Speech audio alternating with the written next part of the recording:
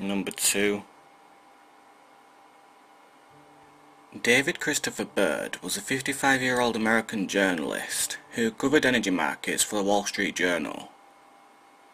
In the late afternoon of January the 11th, 2014, Bird, who was recovering from a brief stomach illness, left his home and told his wife that he was planning to go for a brief walk around some nearby wooded trails. He told his wife that when he returns, he was planning on taking down the Christmas lights. However, by the evening, he still hadn't returned. With no way of contacting him, because he left his phone at home to charge, his wife called the police and reported him missing.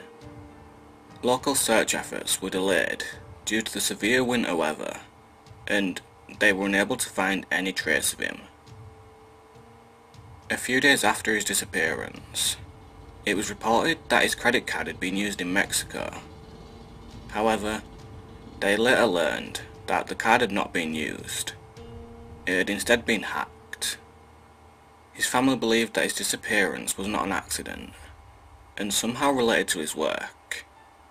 14 months after his disappearance, on March the 18th, 2015, a family website asking for assistance in the search went online. That day, 2 canoeists on the Passaic found Bird's red jacket entangled in branches on the Morris County, roughly 1.6 kilometers from Bird's home. They notified the authorities, who found the body about 20 feet off the shoreline and 7 feet under the water. It was weird, because that area had been searched multiple times before. After investigation, it was determined that the cause of death was an accidental drowning. His wife believes that it's possible that Bird slipped and fell in the water while rushing home ahead of an incoming storm.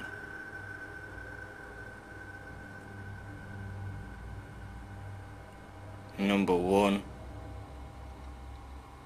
Holly Lynn Bobo was a 20-year-old American woman who disappeared on April 13, 2011, from her family home in Darden, Tennessee.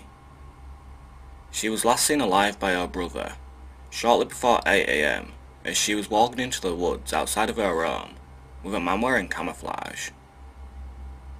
At 7:40 that morning, a neighbour reportedly heard screaming and instantly called Karen Bobo's work. Her brother was awoken at 7:50 that morning because he heard the dog barking.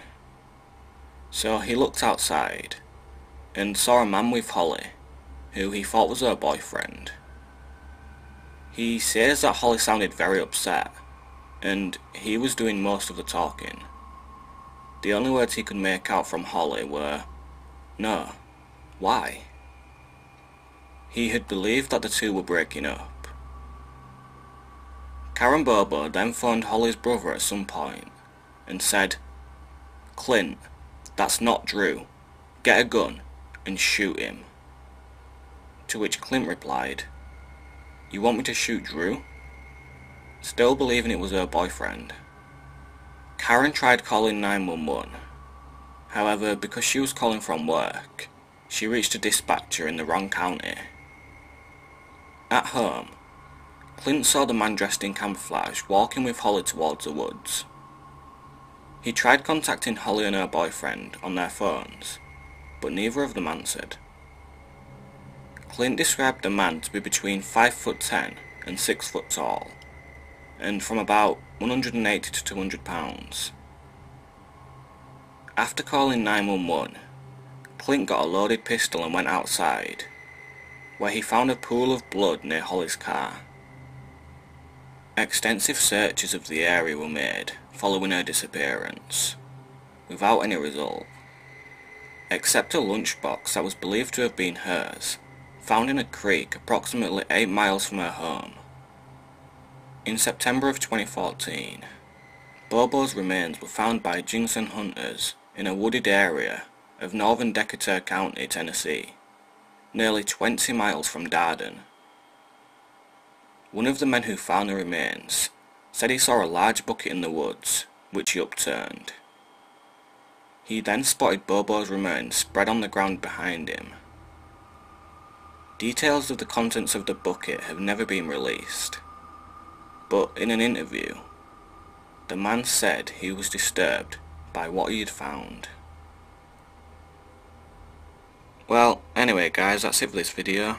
If you enjoyed, then please leave a like, share and subscribe if you haven't already. It is honestly truly heartbreaking to think of the families not knowing what had happened to these people for so long, and my heart goes out to them. Well, anyway, I hope to see you soon, and I will speak to you later.